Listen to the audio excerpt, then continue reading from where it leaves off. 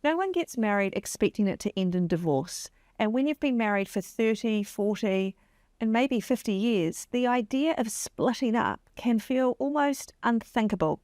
But it happens. And when it happens later in life, the stakes are much higher, the emotions are deeper, and the practical consequences can be enormous.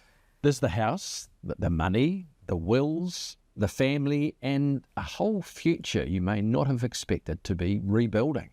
Now, to help us understand what this looks like in New Zealand, family law barrister Erica Burke joins us. She's here to walk us through the legal side of grey divorce, the biggest mistakes people make, and what to do if this is something that you're facing. I'm Hannah McQueen. And I'm Mark Leishman, and welcome to The Next Bit. Erica, thank you for joining us. Thank you for having me. When you reference your practice where you're working, how much of your work involves older clients?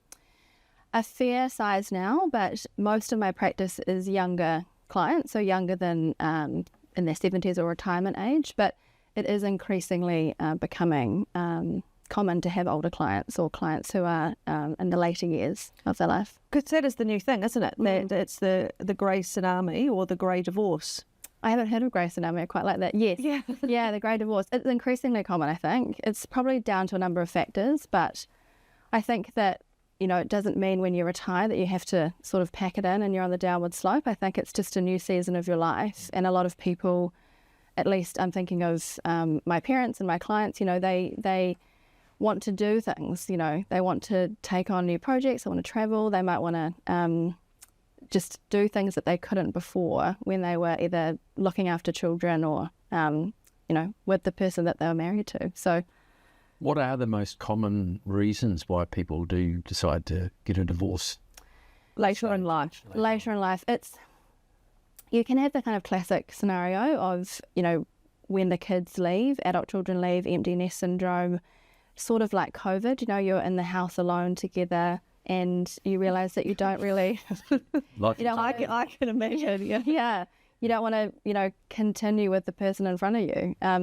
It doesn't have to be all acrimonious, though. I think sometimes it's just, as I said before, it's just a season. You know, you've had the season ending, which is maybe a long, maybe happy marriage. But it might just be, you know, retirement prompts a lot of these kind of existential questions. So you do have situations where there's cheating involved or people want to, you know, trade in for a newer model. That happens. But what about the scenario where you know, perhaps the husband's been working, and suddenly he's at home all day? Is that a big factor, or can it be a big factor? Yeah, I've seen that. And again, I think it prompts those questions. You know, what do I want these next few years to look like? And I think there can be knee-jerk reactions. It can be quite a reactionary time once you retire, and your life looks very different to when you were working. So it's a range. It's a range of things. Because that partner who, I guess, the work was very much part of their identity, that's finished. Now they're at home annoying the one who's at home with nothing to contribute to the dinner conversation. Like, that would drive you crazy if you were kind of on the out to start with. Because how many of these divorces are a long time coming rather than a sudden... I think it's more the former. I think, you know, you can be in a relationship, particularly if you've got things like work, if you've got things like children, that can really pull the focus. And then when those things go away, you have a combination of, as you say, it's identity. It's a shift in your identity when those things fall away. But I think often you find when you're talking with clients, particularly in these first meetings with them, you know, everything comes out over the last decade or decades, you know. Actually, I didn't feel valued, or they don't understand, you know, there's a very common sentiment.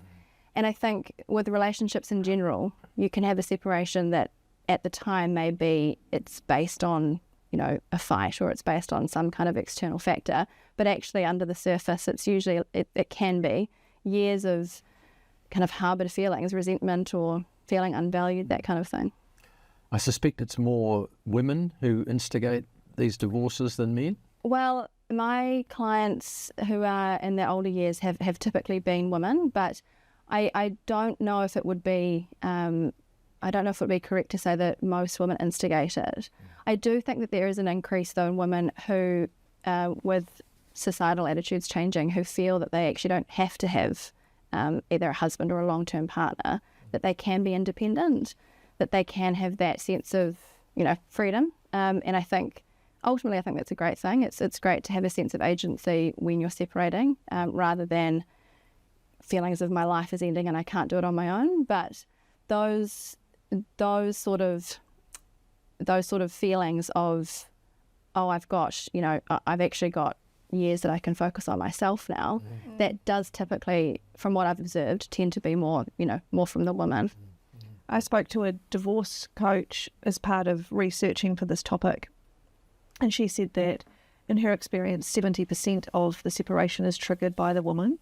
She said that it happens, they emotionally withdraw 2 years before they physically leave on average.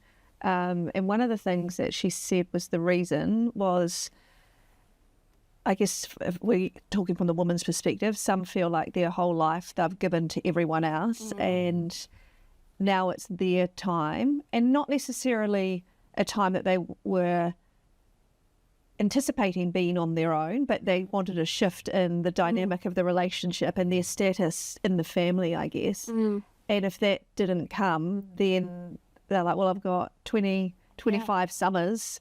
I don't know if I want to do this anymore. Yeah. And you feel for them. Yeah.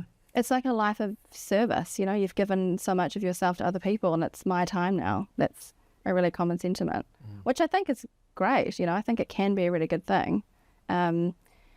It is one of those things, you hear the word divorce, you hear separation, and there's a lot of shame, there's a lot of stigma attached to it. And I think particularly for older generations, not everyone, but there can be a sense of failure if a marriage doesn't last, and especially if it's lasted for decades. But I personally don't think, and this isn't just because I'm a family or divorce lawyer, I personally don't think it has to be a failure. I think it actually can be something that you can, as I said, have agency over. It can be the beginning of something. Yeah. What is the time, or is there a particular time where someone should start seeking legal advice, or do you make the decision first that you're going to separate and then go and see a lawyer? It's often that. Yeah, it's often that. I think if you're starting to think about a separation, often I have clients come to me before they've actually pulled the plug or before they've had the conversation with their partner. I think it's best to go early. Just to get legal advice. And generally it's on your own, because obviously you're going to be representing one side of Yes. Yeah. I haven't had couples. couple come to me and I probably direct them to a couple counsellor and take one of them into it. No, I think as you're sort of having those perhaps seeds of doubt or thoughts in the back of your mind about what does separation actually look like practically, that's a good time to go, because then you can have these discussions with your partner or not, but you can go down that path with a lot fewer questions, and it's less scary. It's less like this big black hole that you're about to step into. Ideally the best time to see a lawyer is when you've started a relationship, to talk about contracting out agreements or prenups. I think that's probably Are they really common here now? Very common, yeah. Maybe less so 50 years ago. Less so 50 years ago, I'd imagine, yes. Yeah. Very much so. I don't think they were invented. Yeah.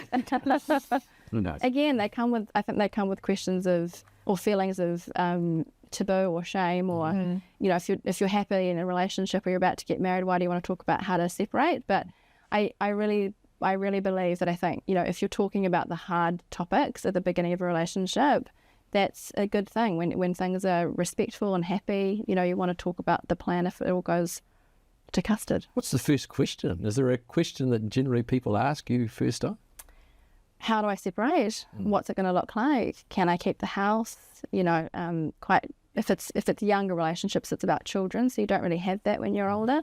Often it's about how much will I get in terms of money. There's a particular heightened financial vulnerability, particularly if it's quite a common situation of a woman client who hasn't done the paid work during the relationship or throughout most of the relationship, and may not have a real understanding of what is in, what's in the kete, what's in the property pool. And so that brings a lot of really fundamental questions about what the hell is it going to look like. Yeah, and if you're about to accidentally wade into one of the biggest decisions of your life, you want to be informed, right? You want to have a picture of, well, what does this mean practically? Like, if you haven't been the one to pay the bills, you need to practice doing that before you exit that relationship. You need to know how much money you're going to walk out with. You've got to be able to also anticipate your partner, who's going to be typically, my observation is, in denial that there was anything wrong in the first place, painful. Yeah. And then you've potentially got the guilt of the adult children who have said things that I've heard, well, why do it now? Is it worth it? Yeah, like... What's the point? What's the point? Yeah. And on one hand, I can see the disappointment or the devastation for them. But on the other hand, you're like, well, if you've only got 20 summers left or 10 summers left, spend it how you want. Yeah. That's what I agree with. I think it's maybe unintentionally, but it's quite a condescending view, you know. I think, and it's the reason why a lot of people stay in a relationship, I think, because it's too difficult to kind of unpiece or unravel that relationship in terms of the property and finances. And you do have, you know, if you post-retirement and you're separating, you know, if you're not earning anymore, you've got limited or no means to kind of earn that back. If you don't have shares, if you don't have anything like that. So you're separating, you're ending a marriage, but you're also in or post-retirement. And so life is potentially going to look very different, you know. You've got 2 sets of household expenses now, rather than sharing everything. And as you say, one party may have never paid a power bill before, and there's no shame in that, but it's a huge shift. So there's a whole lesson, you know, big lessons to learn. Is there a room for a trial separation? I think there is. I mean, if you're kind in of my experience, I think if you're I think if you're thinking about what does life look like if we're separated, you're halfway there, or more than halfway there anyway. Yes. It may be better as, you know, you separate, you don't have to be at each other's throats the whole time. You can go through a divorce process, even with each having your own lawyer, and you can still, of course, be friends, but you can still be supportive of each other. You can still navigate that process together. And so perhaps rather than a trial separation, it's let's go through this process, you know, separate but together. Let's have the conversations in the background, not all through lawyers, which honestly cuts down your legal fees as well if you're on the same page about a lot of things. What were you meaning with the trial separation? So telling him, just having a practice. I'm trying to eat him a go.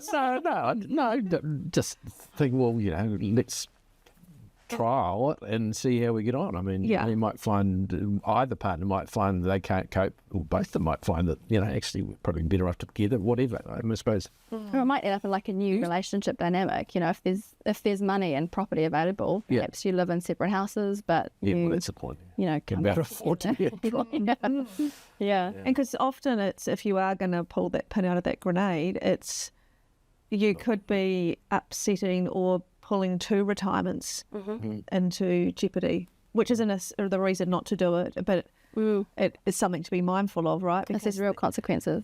You're in the relationship, you feel anxious, and that's perhaps why you want to get out of the relationship, or certainly you're in that process of separating to about to tell your partner to then actually leave, and that's a tightrope to walk. And you leave, and you usually have less stress as a result of kind of making that move. But then if all you've done is deferred financial stress, that's got to be part of the balance as well, right? Because is that one of the big issues, I presume, with you know, disputes, is financial? Yeah, I'd say it's the biggest, particularly at the end of your working life, or in your 70s, the Great Divorce era.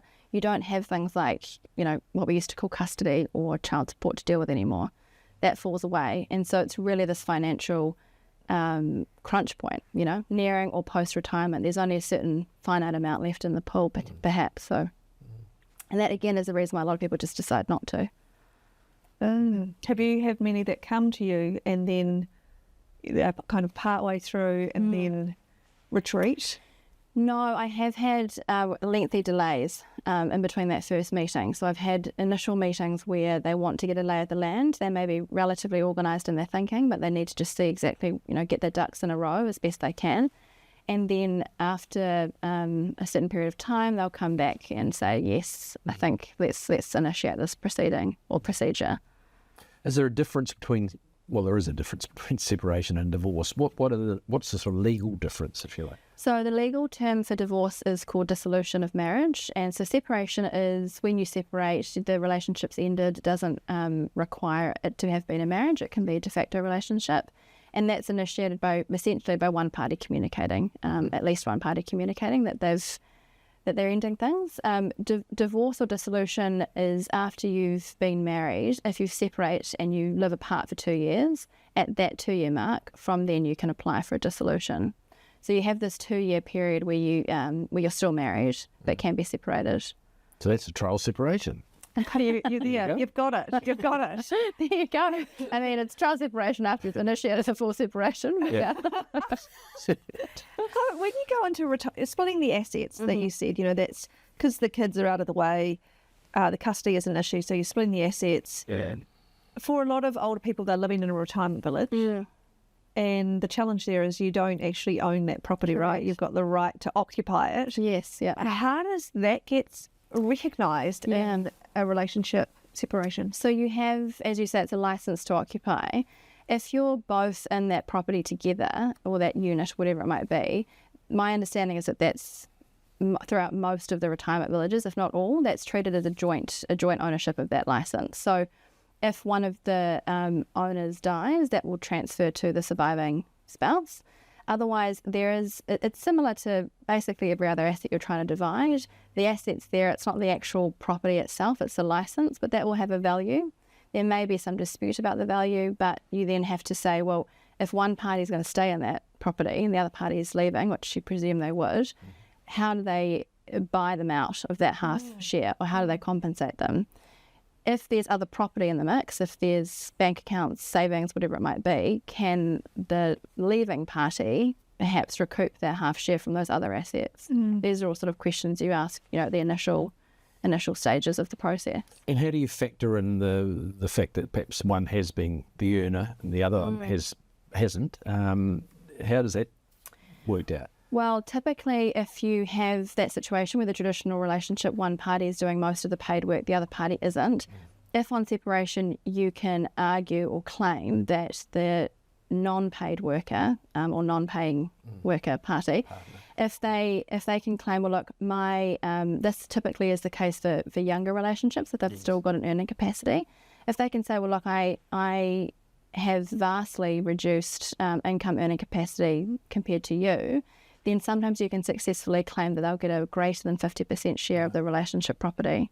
If you're, we don't want to rush to court, especially if you're in your 70s. So a lot of the time it's negotiation and it's trying to factor in what do we value here, what do you want to offer to the other side, all these questions. But it's important for people to realise, and I often tell them again, irrespective of their age, that the New Zealand Property Relationship actual relationship property law is very explicit in saying that non-paid and paid work is of equal value, which is, it's legally important to hear that, but it's incredibly important if you have these situations where traditionally it's the woman who at the end of separation doesn't feel like she's been valued for the contribution she's made because it hasn't brought in the money. But the thinking is, of course, that, again, using gendered terminology, her work has enabled the husband to go out and earn.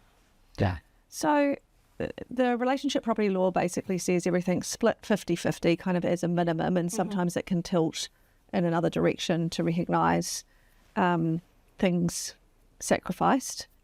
But if we're thinking about this older cohort, often the female hasn't managed the money, hasn't had anything to do with the money. Maybe they have their own bank account, so it's not that they are completely dim with their finances, but they don't have a read on the family finances. And although the law entitles you to 50%, there's an assumption that you know what the family assets are to then claim the 50%. So if I was a guy, if I was the receiving spouse who's shocked that my wife is leaving me, knock me over with a feather. Knock you over with a feather. You see that one coming? She doesn't know anything about anything financial. And if I was a bit of a prick, I would hide it. Yeah. Do you see that? Yes. Yeah. Unfortunately, very often. And you're right, you don't know what you don't know. So I don't expect everyone to come to my office on the first meeting and say, here's an Excel spreadsheet of everything. Often people do, we love that. But if you don't know, it's increasing your vulnerability. But if you're going through the official proper relationship property division process, then there needs to be full and frank disclosure of all assets and liabilities that you had on separation. So there is an obligation and a requirement for this, and it may need to be a robust disclosure process. If you and you as a lawyer have questions or don't think they've given you the full amount, then there's often a bit of back and forth. But there's often also, as a bit of a backstop if you need, you can apply to the court for orders basically requiring the other side to come up with the information or the disclosure. Can they still hide stuff even if that happens? Yeah, they can. I mean, it's important as well to engage depending on the situation. Sometimes it's helpful to engage an accountant or a forensic accountant. They can look at, statements, they can look at a lot of different information around, assets and things like that. And they can ask questions that you as the client may not know to even ask.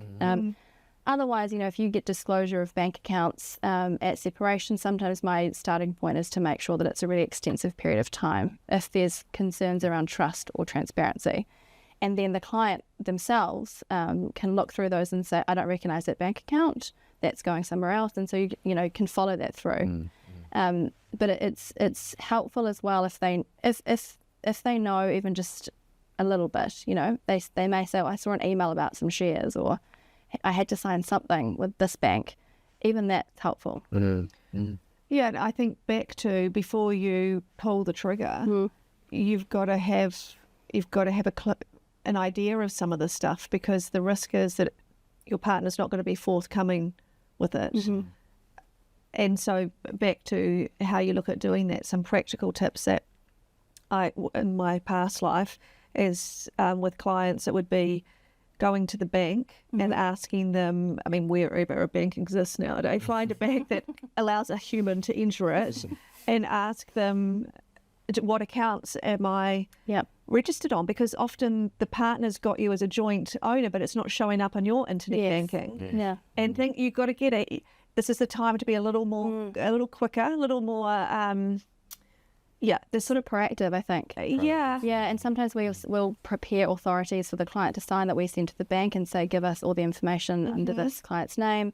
You might want to find out, look, has this client signed a guarantee for something, for a company, for a property? Who knows? Because again, if it's a trusting relationship, you don't question everything that's put in front of you to sign. But again, it's those opportunities, I think, before you've had that separation officially, announced or decided. If you're thinking about it and you realise, I have no idea what's in the pool, if you may still at that time be on, joint email accounts, you may have access to bank accounts on the home computer. It may just be a folder of information or files in your cupboard. While you still have access to that, have a look. Because again, even if you're not committing all of that to memory, at least when you talk to your lawyer, you might say, I know that he's director of a company. I don't know how many. We can do a quick company's office search at least. If you know a little bit, that's often enough. And maybe you're framing it to your partner that, hey, I do want to start to understand this. I'm getting older. You might not be around forever, and I need to be proactive. There are ways it can be framed, right, where it doesn't alert them. Yeah. Hey, can you tell me exactly what we own?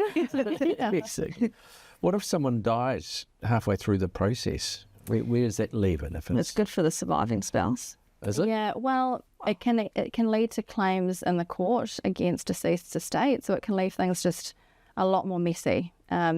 If you've separated but haven't officially either dissolved the marriage or completed the proceedings or the relationship property separation agreement, which is the gold standard that you want to have to wrap everything up, then it can be incredibly messy, because they may have left property to the now ex-spouse under a will that they, wouldn't have wanted that to have been the case, and they've died.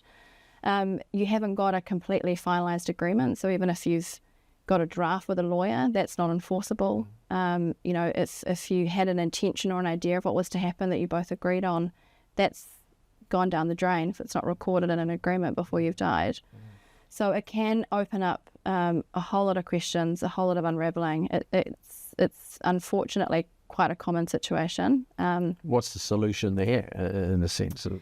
I think there's a few solutions. I think before you die, if it's appropriate, have conversations with the people that are important and that matter. So have conversations with your adult children, have conversations with your spouse, and you've got blended families more and more in New Zealand, and so you may have stepchildren, you may have no children together with your current partner, but they may have children or vice versa. So what you are leaving them in a will, or what you wanted them or expected them to get in a relationship property settlement may be completely different, after you've died, if you haven't left things resolved. So I think one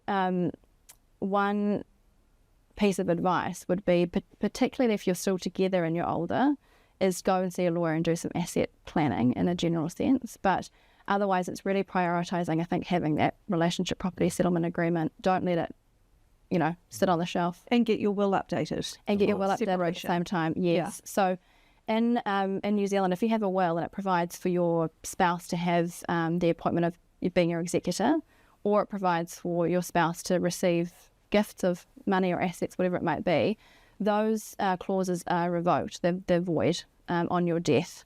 Not the entire will, just those clauses. And so I always say to clients, look, if you're doing a Section 21A, is what they're often called, or a relationship property settlement agreement, at the same time, update your wills, look at your EPOAs, which is your enduring powers of attorney, all of it, do all the life admin all at the same time, because you want these documents to talk to each other. If they conflict, that's when you can have an issue. And often, so the enduring power of attorney gives someone power over your body and your assets. If that was the partner that you've left, can you imagine it? They'd flick the switch quickly. Totally. Yeah. I'll sort this out. Yeah, there's one way to end this. The other thing to note as well is that when a partner, ex or current, passes away, and if you haven't finished the relationship property process, you have two options under the governing relationship property law in New Zealand. Option A is to say, well, I'll just have or take what I'm entitled to under the relationship property law. So if it's relationship property, 50% division, etc. Or option B is I'll take what I've been left under the will, or intestacy if they haven't got a will. And so if you have a relationship property settlement agreement, you can provide for that in a clearer way than just leaving it up to a choice that they'll make after you've died. Because ultimately, I think often what happens is that the adult children bear the brunt of sorting all of that out at the end of someone's life. Do adult children, is it different? Is there many differences between the adult children facing their parents divorcing and younger ones? Do you know what I mean? Yeah, well, look, you don't have, if it's an older divorce, you don't have the issue of looking out for the kids as much as you do when they're younger. You've got to still be raising them. Grandkids then. Yeah, there's grandkids involved as well. But the adult children, I think, when it's a later divorce, often, look, that in my experience, most of them are just looking out for mum or dad. They want the best for them. They're often their support person in meetings, or if, technology or communication's a bit difficult through email, etc., they'll be copied into emails, and they just want to help kind of manage that process. Do they have to take sides? They often do. And you often also have the situation where, dad's got a new partner, the adult kids don't like her. They might say, well, look, he's making some questionable choices. I think capacity is an issue. It may be, but it may just be dad falling for a slapper. Yeah. It happens. It's like the guy. It's like, it's such a thing. Yeah. Often I think as well, you'll know many examples I think this will apply to as well, but if you've had a really, really long relationship, very long marriage, and then, mum dies, surviving husband doesn't really know what to do with themselves. And so they'll find themselves in a relationship where they'll get companionship, they'll get everything, that they might feel they need at the time, but basically it's to deal with the loneliness that's really, really common at that age. And that can be frightening and devastating for the adult children. Yes, exactly. Who suddenly expected at least mum's share of the shared wealth. Yeah. And then slap a silly comes and then no one's seen send. So the advice there is slap a Sally and you, go to a lawyer and get a contracting out agreement, get a prenup, again, have those conversations with your adult children. If you're also do many of the mid-70-year-old males particularly, do they go for prenups though? I mean... Often. No, they trust Sally. So Yeah. what are you talking about? Not a slap if they're not. Slap a Sally's opportunistic. Yeah, She can see you for what you're worth. Yeah. Literally. she's 32. Exactly. That would just be devastating. I think. But beyond the legal and the financial ramifications, the emotional process of divorcing, like what are you observing for people who are going through that, either the instigator or the receiver? The instigator can, I think, there's an arc really in terms of the emotional processing that everyone will go through, but if you're the instigator, that can come, particularly if it's an instigator with someone else, if there's been an affair or there's been some kind of cheating involved, they may kind of operate on a guilt-based perspective for a while. So they may want to give up or be more generous than they legally need to. That's fine. Their advice from their lawyer needs to balance what their instructions are, but also what they're entitled to give or receive. That can then result in, weeks later or months later or years later, this kind of regret, or I've given them too much. So you have to be very careful that you have to be careful to give your client enough space to kind of work through that. Otherwise, there can be this just state of denial and shock. And I think, again, you have to be mindful that when you're representing someone, that you're acknowledging what stage of the trajectory that they're on. So they may need longer to sit with your advice. You're talking about the legal aspects of the case, but it's always important to make sure they've got a support system. They might be in talkings with a divorce coach or counsellor, family, friends. It's important to work that out with them at the beginning as well. And I often advise, depending on the situation, talking to a financial advisor as well before you get to signing an agreement. So working out if this is what it's looking like you're entitled to, or what it's looking like you're going to get for your settlement, what are you going to do with it, rather than letting it sit in a bank account for 2 years. Yeah, and how does that shape up relative to the lifestyle you're used to working, and what do you need to drop your lifestyle by in order for this to stretch as long as it needs to? Even if the answer is it's going to be worse than what you are used to or less than what you're used to, my experience is just knowing what it is freeing. Otherwise you've got this little voice in your head thinking, oh God, I've created a storm that will come back to bite me at some point. So it's the unknown that makes it so much scarier. I think I agree with that. Adult children, of course, have their own very definite opinions, many of them. How do you cope with that? It's really making sure that you are talking and getting instructions from your client only. So you will have potentially the adult child or children in the meeting room with you, with the client, and that's fine. I mean, you want them to be comfortable. They may really want them to be there, but you need to make sure, and this is on the lawyer, it's their job to make sure that what you're doing, what you're proposing is actually what they want to do, or that they fully understand that. So again, you do have sometimes adult children taking sides, or they may be in their ear after the meeting saying, look, don't go ahead with this, or trying to talk them down from a position, and you need to just be aware of that. Yeah. So can you talk us through the process? If you're 60 or 70, let's assume you've been in the relationship for many, many years and you have got adult children, you are thinking about a separation. Let's assume you've done a little bit of homework and you've got an idea around the assets and what you're going to end up with. But what's the legal process and the timing behind that process, just so people can understand what to expect if they are wanting to initiate it? Sure. So the first step will be ideally talking with your partner. So this depends on how acrimonious it is, but talking with your partner and working out individually and together what your priorities are. So if it's a relatively amicable separation, they may be quite shared priorities. We still want to go to the batch every year with the family or whatever it might be. Until Sally comes. Until Sally gets to the It's like Love Island. Yeah. It's great. It's doing it. So working out what your objectives are. So then you need to obviously engage separate lawyers. So each of you will need to engage a independent lawyer. That's important because you may have had a family lawyer acting for you or doing the wills or doing the conveyancing for a property throughout your marriage. So making sure that whoever you're appointing is independent of each other. Then you'll need to work out, well, what is in the relationship pool? There may be some questions, maybe some back and forth disclosure. It doesn't need to be issues around transparency. It might just be to make sure that the lawyer has the full picture. They may have questions about, look, when were assets acquired? How was it acquired? There's a bit of homework involved. Then there's the step of what's the value of all of these assets? And sometimes that's really straightforward. You may be wanting to sell a house, in which case the value will be whatever you get for it on the market.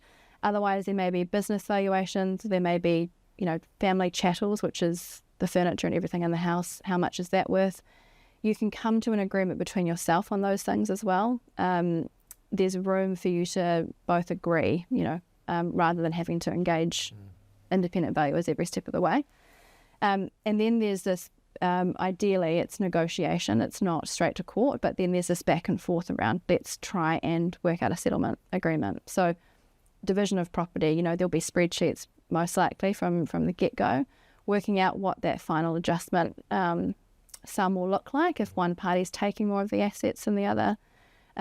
There's often back and forth there, of course, about the figure. So if you can agree it in advance between you. Yeah. Or if you can at least agree on, look, I want to keep the home, or I want to make sure that this stays in my name. I don't want to sell the car. I don't want to do X, Y, Z. If you can have those discussions first, that's always better, because the less your lawyer's having to do, the cheaper it is, of course. And the less room for conflict there is, or the less, I think, it reduces the risk of miscommunication or misinterpretation. If you're reading something from the other side's lawyer, often even just the fact that it's on a lawyer's letterhead is... You're having heart palpitations. Totally. It can be really inflammatory. So that's a bit of a tip. And then you get to the end stage of, look, how are we dividing these assets? Are we just selling? Are we going to sell in a few years' time? Are we going to just straight down the middle, you take half the bank account, that's it? Are we going to, set up a new trust or something for the property? There's kind of the questions about how you're actually going to divide the assets. So all of that will be in consultation with your lawyer and in communication with the other side. The process, it's not overnight. You actually need to be very careful and mindful of a rushed settlement. If your client's telling you, look, it's really straightforward, we can get this done and dusted in a week, that's not going to be enough time for them to consider the advice, for you to consider the property pool, etc. So if a few months sounds like a very legal answer, or how long is a piece of string, but it's important to I think be aware that it's not going to be probably as quick as most people like. And be prepared. Doesn't need to be for it. Yeah, buckle up. It doesn't need to be a hugely protracted exercise, but if it takes one party really only for there to be conflict. So do you get the situation like the American law shows on the television which is so realistic? Yeah, where you're sitting opposite each other in the boardroom, and your lawyers are going at each other. Having it. Yeah. Does that happen? I mean, is that... Yes. Is that a mediation? That's a mediation. You can have also what's called roundtable meetings, which are basically no mediator involved. It's just the parties and their lawyer and support people.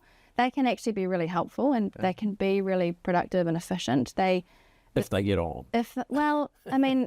Yes, but all being in the same room together has a remarkable effect of focusing people. Right. Also, seeing multiple lawyers in a room makes people realise the longer we fight, the more they get. So I think it's actually quite a good reminder. But it's inevitably going to be quicker to get a mediation date or a roundtable date than it is to resolve anything in court. Mm-hmm. So sometimes it's quite helpful to look at mediation if you're at the stage where you've got no further issues around what property there is, perhaps, and it's just we're talking about how do we make this work, numbers, how do we divide things. That could be quite helpful. Mm-hmm. Is there anything you do now to sort of, I guess, protect yourself financially from perhaps the thought that there may be a divorce later. I think having, like we were saying before, I think having a look at what you own, what the financial situation is, what that landscape is. So asking questions, familiarising yourself, getting educated, that's all really helpful. Because if nothing else, it gives you a sense of empowerment, of understanding, which is a lot less frightening when it comes to working through a separation. What are the biggest mistakes you see when people work through that separation? I think being too reactionary, which can look like a couple of things, or can look like many things, but if you're blaming the other party for everything under the sun, you don't want to give an inch, you don't want to, let them off the hook. And look, emotionally, that might be completely understandable, but it's delaying this process for you. You also might have someone who's being just really punitive, being a bit of a rat bag, hiding assets, things like that. They want to kind of cause harm. Again, that just stretches things out. And if you do get into an email or a text war with your partner, what's your advice to them in that situation, or to your client if they were in that situation? It's don't send anything in writing that you don't want a judge to read, because it often ends up that way. And if a judge is reading it, multiple lawyers are reading it, and that's if you go into court. Otherwise, paring that back, it again just delays this process, and it really chips away at the possibility of exiting this marriage in a respectful place. And like we've been saying, you don't have to be best friends when you leave the relationship, but particularly if you've got adult children, you've got, very enmeshed families by this point, if you've been together for decades or years, you don't want to throw that all out. And so try not to get into the text war, or just try and delay it. I think that's probably the best advice. Is the one thing that you would like to see changed with regard to New Zealand divorce law, and with regard to the grey divorce set? I don't know what this thing about being grey is all about, but anyway, we'll stick with it. So the insecure, Mark, it's a safe space. It can be white divorce. Don't know anymore. I think education and reducing the stigma around it. So having conversations like this is really helpful. So educating yourself as to what it could look like, what the process of a separation or relationship property division is. Having more conversations about separating in your grey years, it reduces the stigma, I think, around it, which ultimately I think is a good thing, because if people feel like they can't, I think no one really wins from that. Is there any way of cutting costs when it comes to hiring a divorce lawyer? There are ways of cutting costs. Yes, I think as much as you can be on the same page with the other person, the better. So often you'll have clients going through a separation, and they'll say, look, we've talked about this actually last night, or we've had a conversation, this is what we want to do. That doesn't stop the fact that your client's still going to need to take your advice and consider it. But if they're on the same page, you can see immediately that reduces how much back and forth you've got with the other side or the other side's lawyer. So that's probably the second point. It sounds probably a little bit backwards, but engaging lawyers earlier on is better, because you need to be seeing someone who understands the legal landscape, and then they can temper your expectations perhaps, or they can advise you, look, you're not going to get away with, her receiving nothing or him receiving nothing. They can nip a lot of those unrealistic ideas in the bud. I think as well, making sure you have appropriate avenues of support or a support system around you, so that you're not talking to your lawyer when you could be talking to a counsellor or your best friend. And I say that, with no judgment. It's just that, lawyers charge by the hour often, and they're there to give a piece, a piece of the puzzle, or advice on a piece of the puzzle. They're not everything. Not supposed to get emotionally involved, right? The lawyer, that's a tricky thing. Yeah, and also, look, a lot of the process of navigating a divorce involves this emotional recovery or emotional processing, and a lawyer's not the person for that. Very expensive, unqualified counsellor. What about if you're dealing with a partner who is starting to have cognitive decline? Do you need to do things differently if you're trying to initiate a separation at that point? So the landscape is a little bit more complicated in that sense. I think if you're the lawyer who's meeting with the party who has or potentially has cognitive decline, you need to take steps to make sure that that is actually the case. So they may need to get a clinical assessment first. The presumption is always that they have capacity, but if you think, or potentially it happens often where the children bring mum or dad in and say, look, I think something's, at issue here. You need to ask those questions, but if you have a enduring power of attorney, often they can actually act for you on your behalf when you're looking at relationship property negotiations. They could enter into an agreement on your behalf. So again, before you get to that stage, make sure that your enduring powers of attorney are appointing who you want. And making sure, I think, as well, that you've had these conversations before you get to a place of cognitive decline about how you want that process to look, how you want that divorce to look, or the asset planning. Oh, yeah. And if you were to, let's say we're through the divorce, you've shacked up with Sally, you've both agreed, or you can see that you've only got 10 or 15 years left, perhaps, maybe 20. Mm-hmm. But the observation from someone outside of that relationship is that this next relationship tends to move quite quickly. You're kind of moving in together, you're combining your assets, you're compromising the inheritance for the kids, all these things. Yeah. What would be some tips you would give in that situation for the person who loves their new partner? So there's a romance around it, but you're trying to temper that with let's be practical. What are some of the things that you could say to the person who's about to hook up with Sally?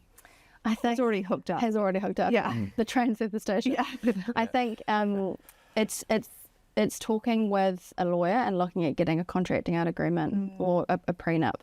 I think the fact that you have just said, look, you move quite quickly, the reality is that people may end up in a de facto relationship. They might not marry if they're in their 70s, but they still are subject to the relationship property law. And that may be before they even really think of themselves as in a committed or long-term relationship. So you want to make sure that the new partner isn't receiving more from your estate, for example, than you think that they should, or that you've both discussed that they should, particularly if you've both got adult children, which is often the case. So I think, again, having those conversations, talking with a lawyer about your wills, your estate planning, and potentially a contracting out agreement is really important. How about this scenario where someone, one of the partners is thinking, I've had enough of this, I want to get out of this. How do they go to engage a lawyer without the other partner knowing? Do you know what I mean? ATM withdrawal. Well, he would notice that. Or she would notice that. Well, I think you can... That's true. Yeah, look, you can have... you may have some kind of deferred payment plan with your lawyer, but often if you have separate bank accounts, they may still legally be seen as relationship property, but perhaps thinking about where exactly you're, paying that lawyer from. It may be an hour session, so you may be able to, keep that sum quite low. But it's a tricky one, though, isn't it? It is tricky. It is tricky, especially if you've got really joint, oversight or joint funds. Or if you're not used to thinking. Yeah, well, I'm thinking of the scenario before of the woman who hasn't paid a bill. Well, friends. Suddenly now, where is she going to find the money to engage a lawyer? Yeah, she has to get a friend to pay for it, and then pay the friend back or someone. Yeah. And that's really common, having family or friends who front the bill. Yeah. And just back to Sally. So let's assume that Sally. Her Sally's doing very well for herself. Sally's doing very well. This morning we had Randy Andy's. I know. They know each other. Yeah. Well, yes, it turns perfect out. mix. So we're coming up from the situation. Let's say that the guy got legal advice. He's put everything into a trust, but his adult kids are relieved, and Sally's accepted that because actually Sally loved him in this new scenario, and because he's older, Sally's probability of caring for him in those later years has actually just ratcheted up. Sally does need to make sure, she might be happy to not take any interest in the family home because that was theirs from their relationship or that's the kids, but Sally has to protect her flank that if she's going to be giving away her life years and caring for this person she loves, that there is a recompense And that suddenly needs to got be old. recognised. Yeah. Old and decrepit. And again, it's making sure, I think, if you're in that space of trust and love, it's having those conversations together and getting that reflected in an agreement before you get to a separation or a death or cognitive decline. And actually, if you're acting for Sally, I'd be wanting to ask questions about this trust. You know, when was it established? When was it settled? What property was transferred into it? Where was that property? How was that property acquired? Because just because it's in a trust doesn't mean it's absolutely protected from whoever you want it to be protected from. Sally also has to be concerned around this, which is a very unfortunately common situation of, you know, partner dies and Sally may be in the family home or whatever property she's living in, and terrified that she's going to get kicked out, you know, by the adult children, or if, you know, dad's moved to a rest home, etc. Her housing and her financial, you know, needs are at risk. And these are kind of bottom of the pyramid of needs, you know, type questions. So again, I mean, not drilling just for business here, but I think talking to her own lawyer as well, potentially is a tip. But I think if you're in a happy place, or if you're in a relatively stable place, that's the better time than any to reflect and record things in an agreement. Yeah, and it is possible for you to recognise the assets that come to the relationship while still protecting your own interests. Accidentally, they burn their entitlement in the name of proving a point. It's like, you need your lawyer advocating for you, even if it's just with your own headspace as to what you're entitled to. Absolutely. And you have to think for your client often, look, I'm sort of your perspective from across a longer number of years perhaps than what you're thinking about right now. So no one really likes to think about what happens if they die, what happens if we separate. But that's your job as a lawyer, to ask those lovely, pleasant what-if questions. And if you, as you say, have made a sacrifice in the name of love, you know, Sally's going to regret that likely in 20 years' time or 40 years' time. And it's too hard to get it back then. Erica, fantastic. A lot of food for thought there, but really appreciate your sharing your expertise with us. It's been great. You're welcome. It was great talking with you both. Thank you. Divorce later in life can feel overwhelming, but understanding your options makes it a whole lot less frightening. Because grey divorce is about so much more than ending a relationship. It can reshape your retirement, your finances, and your whole sense of security. If this episode was useful, please share it with someone who might need it. I mean, these are the conversations most families avoid until they can't. Thanks for listening to The Next Bit. We'll see you next time.